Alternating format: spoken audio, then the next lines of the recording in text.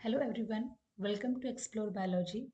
In the previous video, we have discussed the principles of inheritance given by Mendel, but there are some exceptions to Mendelian principles where phenotypic ratio differ from standard monohybrid, dihybrid and trihybrid crosses.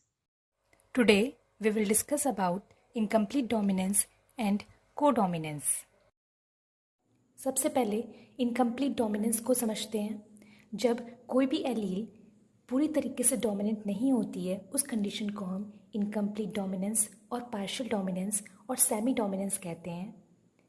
जब complete dominance नहीं होता है तब जो product होता है gene का वो डोमिनेंट और रिसेसिव एलील के बीच का होता है, इट मीन्स इंटरमीडिएट होता है, इसलिए हम इसको इंटरमीडिएट डोमिनेंस भी कहते हैं। यहाँ पर हर एक जीनोटाइप का एक अलग फिनोटाइप होगा। इसका बहुत ही अच्छा एग्जाम्पल है फ्लावर कलर इन 4 o'clock प्लांट और स्नैपड्रैगन प्लांट। स्नैपड्रैगन प्लांट जिसके रेड फ्लावर्स हैं उसको क्रॉस कराया वाइट फ्लावर्ड प्लांट से, तो F1 जनरेशन में हमें सारे पिंक फ्लावर्स देखने को मिले बिकॉज कुछ रेड पिगमेंट है जो प्रोड्यूस्ड हुआ था F1 इंटरमीडिएट में।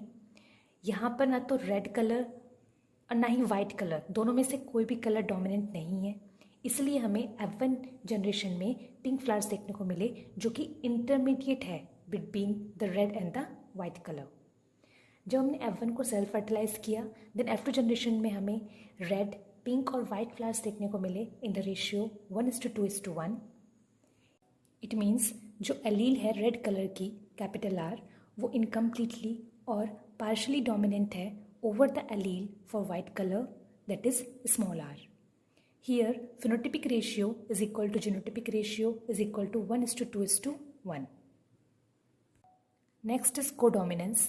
जब दोनों एलील्स एक साथ एक्सप्रेस करती हैं हेट्रोजाइगोट में उसे कोडोमिनेंस कहते हैं। इसका एग्जाम्पल है MN blood group in humans. The MN system is under the control of a locus found on chromosome 4 with 2 alleles LM and LN. क्योंकि ह्यूमंस डिप्लॉयड है इसलिए 3 कॉम्बिनेशंस पॉसिबल हैं। If the person has genotype LM तो उसका blood group M होगा। If the genotype is LN then blood group will be MN. If the genotype is LN then the blood group will be N.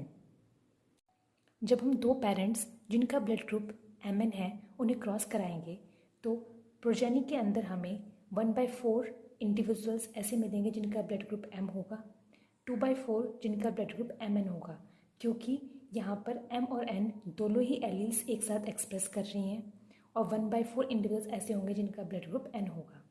इस cross के अंदर हमारा phenotypic ratio भी 1:2:1 है और जीनोटिपिक रेशियो भी 1:2:1 है। इट मीन्स दैट कोडोमिनेंस में भी इनकम्प्लीट डोमिनेंस की तरह फिनोटिपिक रेशियो बराबर होता है जीनोटिपिक रेशियो के, which is equal to 1:2:1. Another example of codominance is ABO blood group system. जिस इंसान का जीनोटाइप IA या फिर IA स्मॉल आई होगा उसका ब्लड ग्रुप A होगा। जिसका जीनोटाइप IB या फिर IB स्मॉल आई होगा उसका ब्लड ग्रुप B होगा। If a person has genotype IAIB then उसका ब्लड ग्रुप AB होगा, क्योंकि IA और IB दोनों एलील्स कोडोमिनेंट हैं, दोनों एक साथ एक्सप्रेस करेंगी जिसकी वजह से ब्लड ग्रुप AB होगा। जिसका जीनोटाइप स्मॉल आई होगा उसका ब्लड ग्रुप O होगा।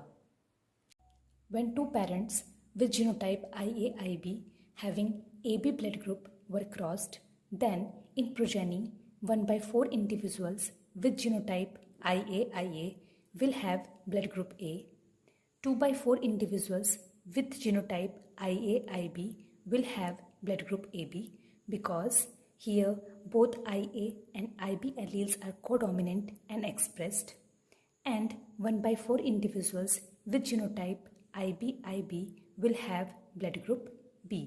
So here phenotypic ratio is equal to genotypic ratio is equal to 1:2:1. I hope आपको इनकम्प्लीट डोमिनेंस और कोडोमिनेंस अच्छे से समझ आ गया होगा। If you like the video then please share with your friends and subscribe the channel.